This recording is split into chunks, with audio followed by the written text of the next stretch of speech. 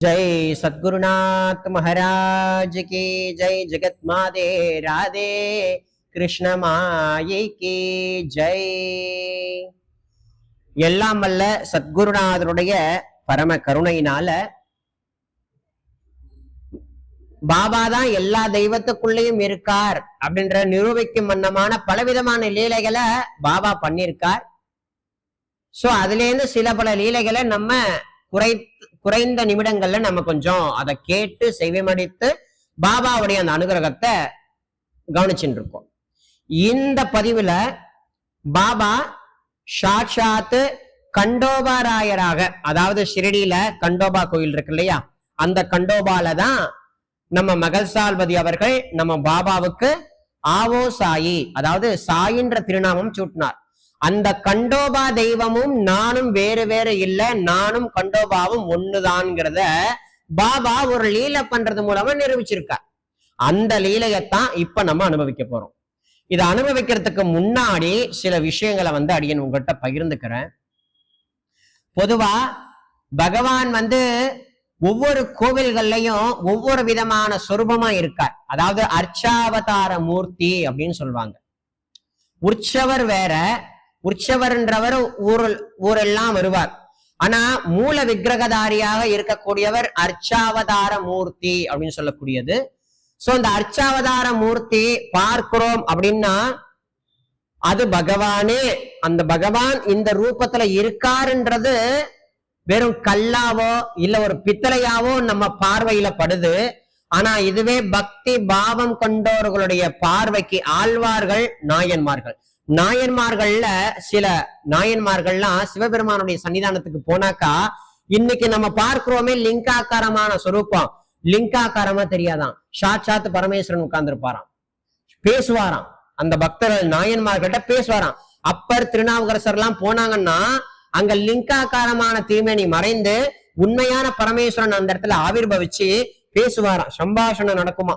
அப்ப நாயன்மார்கள் இந்த பக்கம், ஆழ்வார்கள்ல ராமானுஜ சுவாமிகள் ஆழ்வார்கள் எல்லாம் போனாக்கா பெருமாள் சாட்சாத்து தன் சொரூபத்தை காட்டி பேசுவாராம், சம்பாஷணம் நடக்குமா.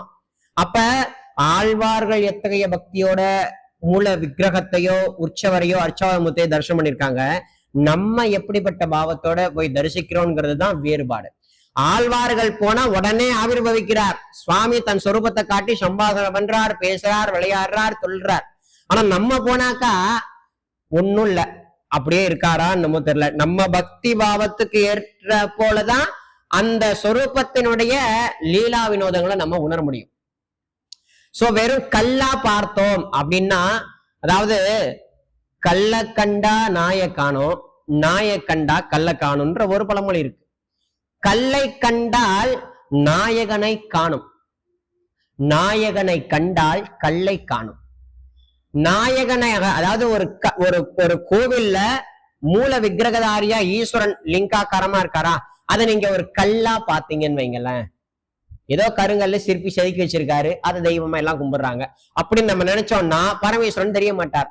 அது கல்லை கண்டா நாயகனை காணும், நாய் கிடையாது, நாயகனை காணும். அடுத்ததா நாயகனை கண்டால் கல்லை காணும். சோ நாயகனாக அந்த பெருமானை பார்த்தா அந்த இடத்துல கல்லு தெரியாது, இதான சத்தியம். சோ ஆகையினால அதே போலதான் பாபாவினுடைய ஆலயங்கள்லயும் சாய்நாதர் எத்தகைய ரூபமாகவும் இருக்கலாம். ஒரு போட்டோ ரூபமா இருக்கலாம், காகித ரூபமா இருக்கலாம், மார்பிள் ரூபமா இருக்கலாம், பஞ்சலோக மூர்த்தியா இருக்கலாம். அவர் எப்படிப்பட்ட ரூபமா இருந்தாலும் அதுல அவர் இருக்கார் அப்படின்னு சொல்லக்கூடிய அந்த பக்தி பாவத்தோட நம்ம பார்த்தோம்னா பாபா நம்ம கிட்ட பேசுவார்.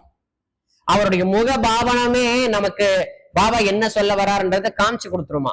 சோ அத்தகைய பக்தி பாவத்தோட தான் நம்ம தரிசிக்கணும்ங்கிறத அடியன் இந்த ஒரு பதிவு மூலமா இப்ப வரக்கூடிய லீலைகள் அதை ஒத்தி வர்றதுனால இந்த விஷயத்த நான் உங்கள்கிட்ட பகிர்ந்துக்கிறேன்.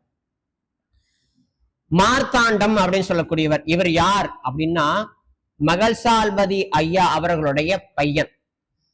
பாபாவுடைய கிருப்பையால பிறந்தவர் இவர். மகள்சால்பதி ஐயாவோட சரித்திரத்தை எடுத்துக்கிட்டீங்கன்னா அவருக்கு பிறந்த குழந்தை கொஞ்சம் வருஷங்கள் வச்சு இறந்துரும். திரும்பவும் பாபா அவருக்கு அனுகிரகம் பண்ணி அவர் குழந்தையை கொடுப்பார். அவர் தான் இந்த மார்த்தாண்டம் அப்படின்னு சொல்லக்கூடியவர். சோ இவர் பார்த்தீங்கன்னா கண்டோபா கோயில்ல உட்கார்ந்து இருக்கார். இவருடைய எண்ணம், இவருடைய பாவம் எப்படின்னு நமக்கு தெரியாது. ஆனா பாபா ஒரு லீலை பண்ணார். அவர் ஏன் பண்ணாரு, எதுக்கு பண்ணாருன்றது நமக்கு புரியாது.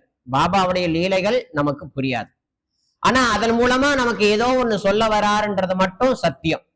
அப்படி என்ன பண்ணார் பாபா அப்படின்னா, துவாரகா மாயிலேருந்து பாபா நடந்து போனார். எங்க போனார்னா கண்டோபா கோயிலுக்கு. கண்டோபா கோயில்ல தான் இந்த மார்த்தாண்டம்னு சொல்லக்கூடியவர் வாசல்ல உட்கார்ந்துருக்கார். பாபா வரதை பார்த்துட்டார், ஏந்திரிச்சிட்டார். ஆஹா பாபா வராரே அப்படின்னு சொல்லி பாபாவை தூரத்துல இருந்து நமஸ்காரம் பண்ணார். அந்த பரபிரம்மஸ்வரூபமான பாபா நேரா வந்தார். தனியா தான் வந்தார். தனியா வரும்படி லீலை பண்ணாரா, ஏன் கூட்டத்தோட வராம தனியா வந்தார்ன்றதெல்லாம் லீலை இருக்கு. சோ அப்படி நடந்து வந்து கொண்டிருக்கும் பொழுது மார்த்தாண்டம் வாசல்ல இருக்கார். பாபா நேரா உள்ள போயிட்டார். நேரா கண்டோபா கோயில் உள்ள போயிட்டார். கருவறைக்குள்ள போயிட்டார். மார்த்தாண்டவர் பாபா உள்ள போயிட்டாரு, நம்மளும் உள்ள போவோன்னு வரார். பாபாவை காணும். என்னடா பாபா உள்ளதானே வந்தாரு, பாபாவை காணுமே பாபாவை காணுமேன்னு பதறாரு. பாபா எங்கன்னு தெரியல அவருக்கு. எல்லா இடத்துலயும் பாக்குறாரு, கண்டோபாக்குள்ளேயும் பாக்குறாரு, காணும்.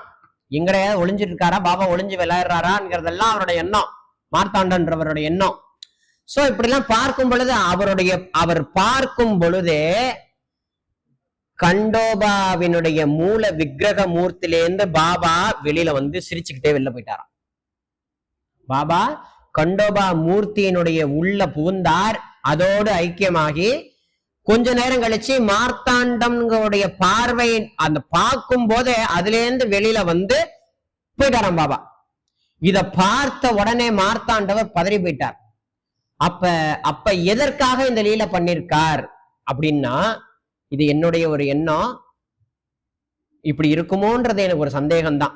மார்த்தாண்டம்னு சொல்லக்கூடியவர் மகள்சால்பதி ஐயாவுடைய பையன். ஒருவேளை கண்டோபா ராயருடைய அந்த திருமேனி ஒரு சிற்பம், ஒரு மூர்த்தி அப்படின்னு இவர் நினைச்சிருப்பாரோ, கண்டோபா ராயர் தெய்வம்னு நினைச்சாரா இல்லையான்றது நமக்கு தெரியாது. ஆனா ஏன் இவருக்கு மட்டும் இந்த லீலைய பண்ணி அவருக்கு என்ன உணர்த்தினார் பாபா அப்படின்றது மர்மம். அதை யாராலையும் தெளிவா இப்படிதான் அப்படிதான் முத்திர குத்திர முடியாது. ஆனா பாபா அவருக்கு மட்டுமே இதை காட்டியிருக்கார். பாபா அவருடைய பார்வைக்கு மட்டுமே உள்ள வந்தார். கண்டோபாவோட ஐக்கியமானார். இவர் பார்வையில இவர் இருக்கும் போதே கண்டோபா உள்ளேந்து வெளில வந்தார். அங்கிருந்து காண போயிட்டார். எங்க திரும்பி துவாரகமாய் போயிட்டார். அப்ப இந்த லீலைய பார்த்த மார்த்தாண்டம் பதறி போய், அப்ப பாபாவும் கண்டோபாவும் ஒண்ணு, இந்த கண்டோபா தெய்வம் வேற பாபா வேறன்றது இல்ல, ரெண்டுமே ஒண்ணு, தெய்வத்துக்குள்ள நம்ம குருநாதர் இருக்கார் அப்படின்னு சொல்லக்கூடிய அந்த ஆழ்ந்ததான விசுவாசம், ஆழ்ந்ததான பக்தி பாவம் நிறைந்த ஒரு உயர்ந்த விஷயத்த பாபா மார்த்தாண்டம்னு சொல்லக்கூடிய மகள்சால்பதி ஐயாவுடைய பையனுக்கு கொடுத்தாருங்கிறது ஒரு பக்கமானால், இன்னைக்கு இந்த லீலையை நம்ம எல்லாரும் கேட்கிறோம்.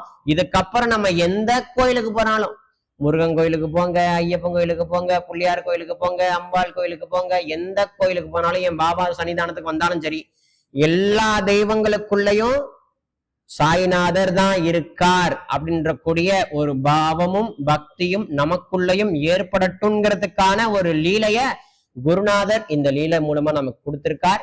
இந்த மாதிரி நிறைய லீலைகள் உண்டு. நம்ம ஒண்ணு அனுபவிப்போம்.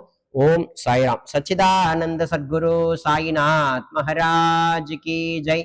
ஜெகத் மாதே ராதே கிருஷ்ண மாயி கி ஜெய்.